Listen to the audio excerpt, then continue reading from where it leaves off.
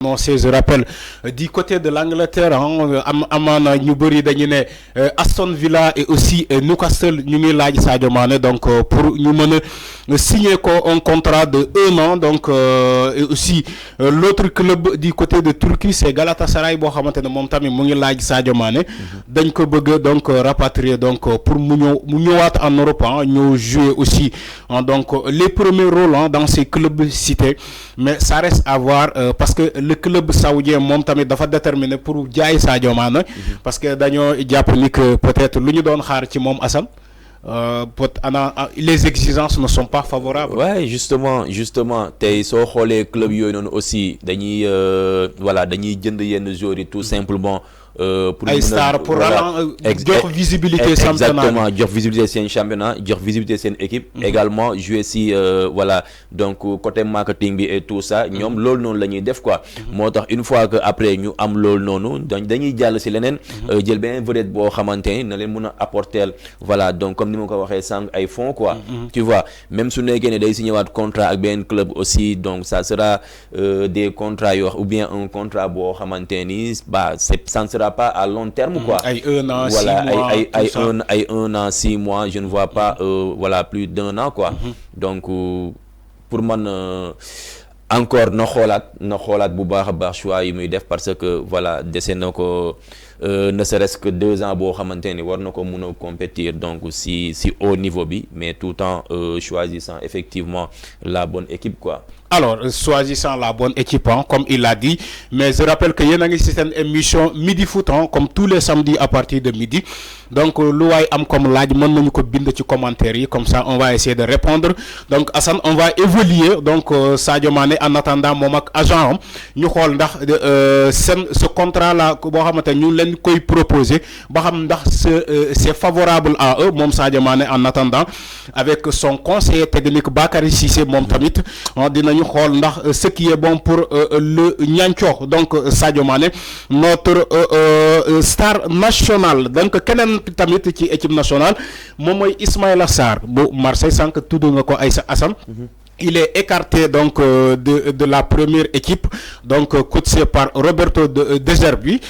donc boo xamante ne moom la Marseille jënd l'ancien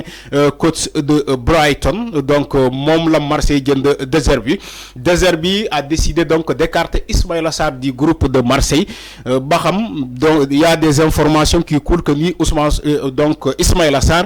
donc dañ ko dugal ci la liste boo xamante ne Marseille joueurs yooyu la ñu bëgg a jaay donc Ismaïla Sarr comme Marseille daf ko bëgg a jaay donc il n'a pas le droit selon le coach De Zerbi de s'entraîner avec la première équipe puisqu'on ne peut pas compter sur lui pour la saison à venir moo tax ñu écarté ko du groupe il est annoncé du côté de Villarreal moom Ismaïla Sarr en attendant le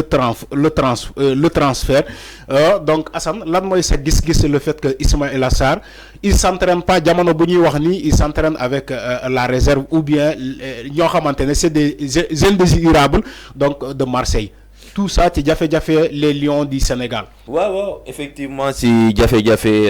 Lions du Sénégal. Je dirais tout simplement que l'Olympique de Marseille se débarrasse des joueurs sénégalais. Tu vois donc départ yi bari na ils étaient au nombre de 3 Pape Gueye Ismaïla Sarr et l'autre là Iliman Ndiaye donc qui est parti les deux ils sont partis dinañ si ñëwaat si kanam. Exactement. Mais bon pour le cas de Ismaïla Sarr tu vois souvent si il y a des changements qui s'effectuent ay côté changement dirigeant changement entraîneur et tout ça entraîneur bu nekk da ngay ñëw ak sa philosophie da ngay ñëw ak sa tactique et connaissant De Zerbi c'est un entraîneur boo xamante ni il est tactique day ñëw effectivement ak ay bëgg-bëggam joueurs yi nga xamante ni moom la soxla loolu noonu ça s'impose si club yëpp si club yëpp ku ñëw da ngay ñëw ak sa philosophie da ngay ñëw ak sa bëgg-bëgg du coup donc Ismaïla Sarr peut-être De Zerbi jàpp na ne moom mënul compter si moom et à noter que gis nga jënd nañ Mason Greenwood te soo xoolee ce jeune là il peut évoluer Il est polyvalent, sur le même côté que Ismaïla Sarr. Donc raison pour laquelle nous poussons vers la sortie. Mais bon, tu as parlé de Villarreal, mais il y a encore un dossier plus chaud, c'est-à-dire Crystal Palace, effectivement, pour recruter quoi. Moi je dirais tout simplement qu'il peut faire la même chose qu'avec Café et Iliman Ndiaye, c'est-à-dire retourner en Angleterre, parce que c'est un championnat qu'ils connaissent déjà, d'accord. Donc dès le début mon coach Souniové comptait aussi beaucoup, même si entraînement pré-saison bi, man je vois que ça serait difficile pour nous continuer avec le club quoi. Donc le plus important c'est de pouvoir faire un choix prématuré, un choix bo xamane ne la permettre nga téla am club boko ci pré-saison bi pour pouvoir faire une bonne saison. Du deug parce que tay ji ni je ne pense pas que dina compter ci mom quoi. Man yaakaaruma lool non. Donc na djema delu en Angleterre bi nga xamanteni xamna fa il a évolué à Watford et tout ça. Xamna fa na delu Crystal Palace c'est une équipe moyenne bo xamanteni ni su fa démé dina mëna football, c'est sûr dina mëna football, d'accord. Dina mëna woné effectivement que voilà donc on peut toujours compter sur lui. Il a effectivement du talent. Donc pour moi ça serait un bon choix. So amé également des possibilités pour rejoindre Villarreal comme ni ko waxé ou bien le championnat espagnol. Mën nako def, mais le plus important c'est qu'il puisse avoir du temps de jeu mom tamit jouer et voilà ne pas perdre beaucoup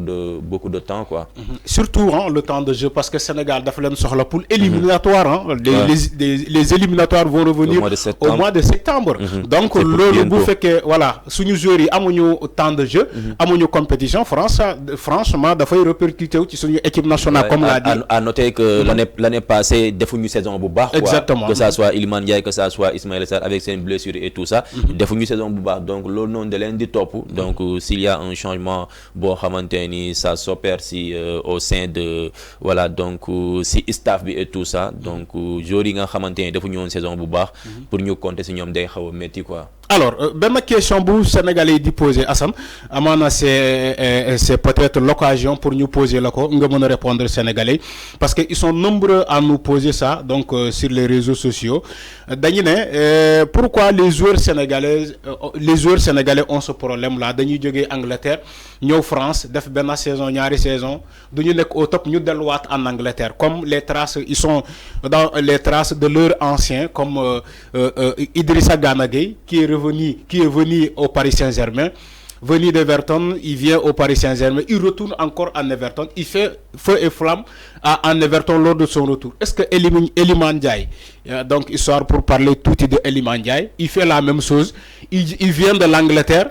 il joue pour Marseille une saison, hop, il retourne encore en Angleterre. Ismaïla Sarr qui vient de l'Angleterre, il joue en France, hop, il va retourner peut-être en Angleterre. Selon yow Assane Sénégalais dañoo bëgg xam pourquoi là Sénégalais bu ñu joggé Angleterre ñu ñëw France parfois day sen saison day xawa mitigé mais bu ñu delluwaatee en Angleterre dañuy def feu et flamme lan moo waral loolu. Peut-être niveau championnat wala lan. Effectivement du question niveau championnat ça parce que tey jii nii soo jógee le championnat anglais nga ñëw si championnat France je pense que si nga war a gën a mën a wane sa bopp si nga war a gën a mën a toj parce que championnat Angleterre moo gën a rythmé mais moo jaaxal nit ñi moo gën a métti si naaj bi ngay football. Exactement. C'est vraiment tu joues à 14h à 13h exactement contrairement ay France da ngay football ay 19h ay match 20h 18h la plupart. Donc pour man problème bi ça se situe tout simplement du point de vue de voilà c'est un encadrement c'est voilà c'est un entourage quoi parce que mënoo nekk ci benn club souvent da ngay gis ay. Pourtant ñoom France la ñu déparé woon. Effectivement ba ñu jógee au Sénégal mais effectivement c'est ce que les gens ne comprennent pas. mais c'est pas seulement les joueurs sénégalais hein. Souvent da ngay gis même yeneen joueurs yoo xamante ni ne sont pas des sénégalais. Mais dañuy nekk ci benn club du toj après automatiquement. Am benn club boo xamante ne ni laaj na leen ñu dem est-ce que war nga dem moment boobu noonu nga war a dem da nga dem pour lan da nga dem pour football wala da nga dem pour dañ la proposer xaalis moo tax nga dem. C'est-à-dire il y a beaucoup de choses yoo xamante ne ni on doit voilà les mettre sur table pour pouvoir effectivement connaître la réalité lan moo tax ñuy am problème mais il y a beaucoup de choses. Soit sooy dem. da ngay dem pour un projet bien clair. ñu tegal la lu leer nga signé ko. Mais Sénégalais la plupart départ dañuy dem non on m'a proposé de l'argent damay dem alors que yow li war a jiitu en fait l'argent c'est bon mais soo nekkee si benn période si benn moment boo xamante ni sa carrière yow lan nga war a privilégier en fait c'est-à-dire sa reconnaissance sur le plan voilà donc footballistique nga war a voilà privilégier quoi nga football bàyyi ay traces dem pour gagner des trophées dem pour montrer effectivement que da nga dem si club bi nii pour football mais waroo dem pour voilà dem si ay imprécisions quoi man dem si ay des choses yoo xamante ni c'est pas clair da nga war a dem parce que lii nii moo tax nga dem man su ma nekkee si benn club di toj proposé bi mooy loo xamante ne leer na si beneen club mais mënu ma dem loolu mooy indi souvent da ngay dem après peut-être nekkul ne coach bi moo la soxla da nga dem sa agent wax ak kii nii benn souvent da ngay gis ay transferts yoo xamante ni c'est da ngay yeewu nii rek ñu ne la kii nii équipe bi soxla na ko dem na c'est-à-dire c'est pas bien préparé est-ce que réellement entraîneur bi nga xam ne moo fa nekk moom moo ko soxla wala agent moo waxtaan ak je ne sais quoi est-ce que du agent yi tamit ñooy bëgg xaalis ba tellement di engager joueur bi loo xamante ne mënu ci adapté effectivement wax nga ko léegi la liste est loin d'être exhaustif tey soo xoolee Gana Gueye soo xoolee Ismaïla Sarr soo xoolee Iliman Ndiaye après dañuy retourner waat sur la case de départ donc c'est pas du tout important pour man soo demee bay changer club da nga war a xalaat bu baax a baax xool c'est quoi le projet est-ce que réellement soo demee li ñu la proposer ça te convient di nga football parce que minutes yi ngay am moo lay permettre effectivement nga mun a football équipe nationale moo lay permettre nga mun a continuer sa carrière d'accord avec beaucoup de tranquillité mais souvent lii nii soo koy am après da ngay dem ba à la Balotelli nga koy def quoi tu vas faire 45 clubs 45 clubs si 2 ans wala si 3 ans wala tout au long de ta carrière c'est pas du tout important mais Assane est-ce que aussi loolu tamit du ñëw firnde ni ñu bëri ñii laaj ni que est-ce que nekkul championnat français muy suul ndaanaan comme lu ñu koy waxee le championnat français dafay suul ndaanaan on a donné l'exemple de Mbappé qui a joué au Paris Saint-Germain sans rien gagner bon suñu ne sans rien gagner aucune compétition d'Europe boo xamante ne Paris gagné na ko mais est-ce que du lu ñuy ne championnat français day suul ndaanaan joueur mën na nekk France bañ a briller mais bu demee ci beneen championnat hop ñu gis ko lamp yi tàkk est-ce que nekkul noonu non je ne pense pas que loolu noonu la mais d'une part su nekkee championnat France day suul ndaanaan d'autre part également championnat France day suuli ndaanaan combien de talents de jeunes joueurs yoo xamante ni génne nañu championnat France dem toj du jeex du xaaj ay joueurs yu bari tey jii nii ay Dembélé fan lañ jógee ay championnat France lañ jógee ay Varane bi nga xamante ni il a fait une carrière exceptionnelle France la jógee pas mal de joueurs tey Mbappé bi nii ngay gis nii France la jógee te pourtant France moo tax ñu xam ko pas mal de joueurs yoo xamante ni tey du jeex mais c'est-à-dire du loolu noonu day fekk yow nga bëgg a suulu mooy li may wax à chaque fois il te faut vraiment un projet bien clair balaa ngay quitter sa club bi nga xamante da nga fay def da nga fa nekk di def feu et flamme yow tant que yow club bi bëgg na la conserver yow balaa ngay dem na nga dem sur des bases claires tout simplement mais man bu mënuma jàpp ne championnat France mooy suul ndaanaan à la fois day suul ndaanaan à la fois day suuli ndaanaan day c'est-à-dire day génne ay talent brut. Ok donc beneen tamit laaj mais est-ce que la signature ou bien la décision de Iliman Ndiaye décision bu mu jël delluwaat Angleterre mais nakul ci benn club como mais dafa décider di dem Everton